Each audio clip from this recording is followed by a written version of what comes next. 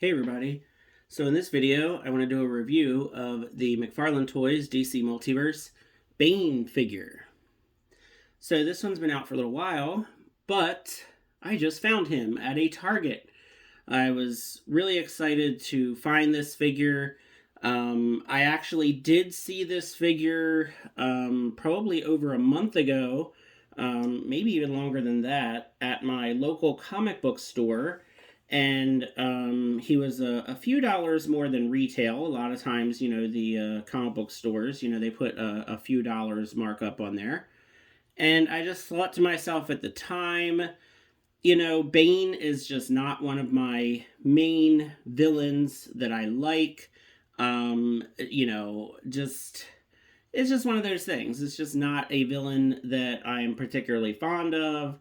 And I thought, for that price, don't really need him. So passed on him, hoping I could find him for a better deal. And nope. The Bane figure has been very popular. He has been very hard to find. As far as I know, on my usual places where I find these figures on sale, like Amazon and GameStop, he is either not available at all, or he is even more than 40 bucks. So I really had kind of accepted the fact that I was not going to have this Bane in my collection. I was definitely not going to pay higher prices on eBay or anything like that. And then, lo and behold, I was at a Target that's a little ways away for me, but I still made the trek up there to go check it out. And they really had nothing new at all. I'm looking around, and then on the bottom shelf, all I saw was just the bottom of the box that said Bane. And I was like, no way. And I looked, and it was Bane. So I scooped it right up, and, it was full retail price, and that is totally fine with me. I really don't think that this figure is going to be one that's going to go on clearance or be on sale anywhere. This is, one of the few McFarlane DC Multiverse figures that's actually really hard to find, and I really am excited that I was able to find this figure. Again, not a villain that I'm particularly have a, fondness for or anything, but I'm just super excited to have. And, he could kind of work with DC Classics as well as DC Multiverse. He's a little big for DC Classics. We'll do a comparison here in a second. But I think he would still work. Because, with Bane, he can kind of be the size of just a normal big guy. Or when he's all, jacked up on his Venom, he can be pretty big. He can be pretty hulking. So I think he could work. Let's see. So before we crack into him, let's just take a look at this huge packaging. So, like I said, I saw the, on the bottom it says Bane, and that's what I saw at the store. Back of the box has some pretty cool artwork. Get some Spawn vibes from this. I'm sure other people have said that in other reviews, which of course, McFarlane Spawn. So I'm pretty sure that was kind of done on purpose, but it looks pretty cool. And then if you need the barcode at the bottom, there it is. I remembered to show it this time. All right, so let me get this box open. There's a lot of tape on this one, and it looks like he is tabbed in there pretty good as well. So let me see if I can get this very big box opened here. All right, so here we go. And here is Bane in his plastic prison, which, Bane, he definitely belongs in prison, that's for sure. And then it's funny that we get the same, stand that we always get. And I feel like for this guy, this little stand, like, really? Couldn't give us a bigger stand? I mean, that's kind of funny.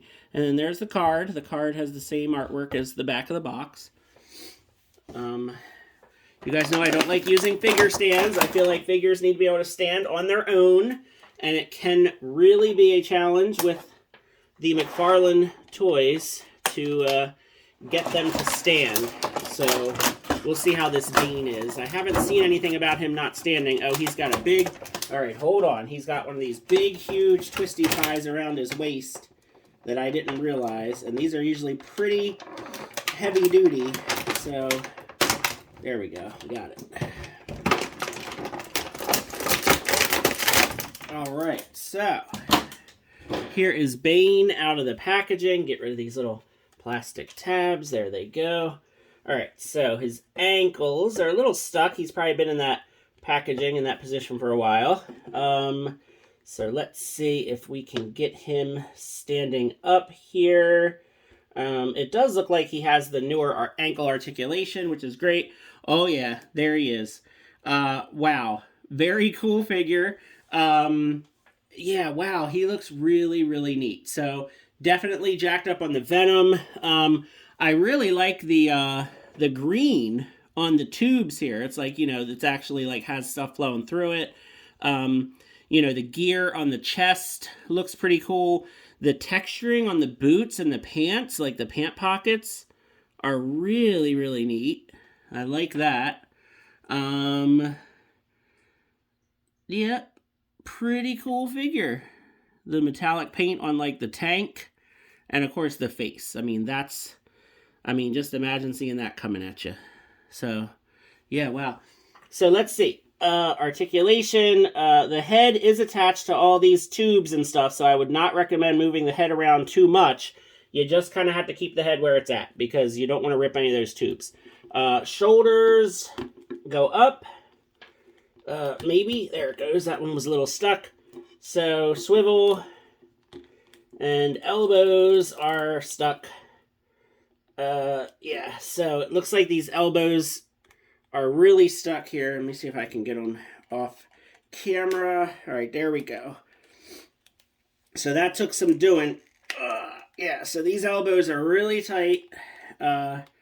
So I would recommend heating this guy up a bit, because he is stiff out of the package, and he hasn't been like in the cold that much. So it might just be, I guess he's been in that packaging for a while, and I don't want to break him. So yeah. All right, so let's see. Waist, he kind of twists back and forth. Well, he kind of does go up and down a little bit. His hips have like a ratchet to them, but it's the usual kind of, you know, articulation that we're used to. But yeah, the hips definitely have like a ratchet. The knees go up, double jointed knees, of course, and that one is a little stuck too. Let's see what this one does. Yeah, so these are really, really tight, really hard joints to move. Now I can't get the knee back. There we go. So maybe heating them up. Or, you know, it might just be how he was made so that, you know, he's a little sturdier, which he definitely could stand to have. Let's see. But yeah, I mean, you know, not tons of articulation here. We don't get any alternate hands, which I know a lot of people would love to have fists with Bane. But, wow, just a very impressive, big, fun figure for sure. All right, so let's do some comparisons here. I'm waiting for him to fall, but we'll see. So, well, what the heck. First, let's take a look with him next to another Megafig.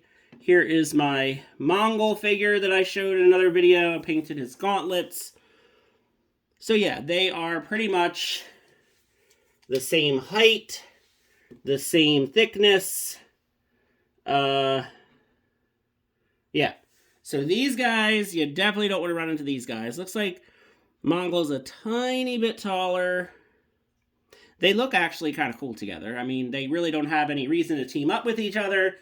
Very different backstories here, very different kind of villains. But hey, they look pretty cool next to each other, I must say. Alright, so let's get rid of Mongol here. And let's see him next to a Multiverse Batman figure. So here he is with the Batman from the Batman Family 5-pack.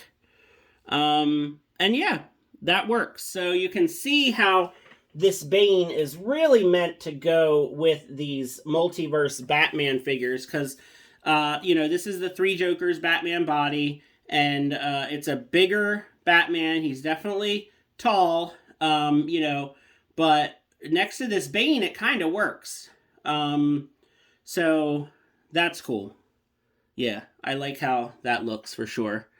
I thought another good comparison would be with the Azrael Batman. Of course, the Nightfall story, one of the most famous Bane stories of all time. And wow, they look really cool together, actually. So, pretty neat to see these two, read the story if you don't know how this all went down, because wow, it was quite something in the comic books back in the day. But yeah, wow, they look cool. I like that. And then last comparison, just if you want to see how he sizes up with a DC Universe Classics Batman, you can see that, of course, the DC Classics are 6-inch scale instead of 7-inch scale. So this would be if you really want to have Bane towering over a Batman. You can kind of get him into one of these, like, gonna grab you poses. And I'm not even going to try the whole, breaking him over his knee, because that's just too much work for me to try to do that right now, and it probably won't go well. But yeah, that's cool. I mean, that's like, Batman, like, okay, Bane, let's do this. And yeah, Batman might be in trouble here because that's pretty cool too. So yeah, just really, really nice figure. I don't have any other Bane figures to compare him to. Yes, believe it or not, a DC collector like myself doesn't have any Bane figures. I just don't. Like I said, he's just not on my top 10 list of favorite villains. But wow, this is an awesome Bane figure. Very happy to add it to my collection. Super excited that I just randomly found it at a Target.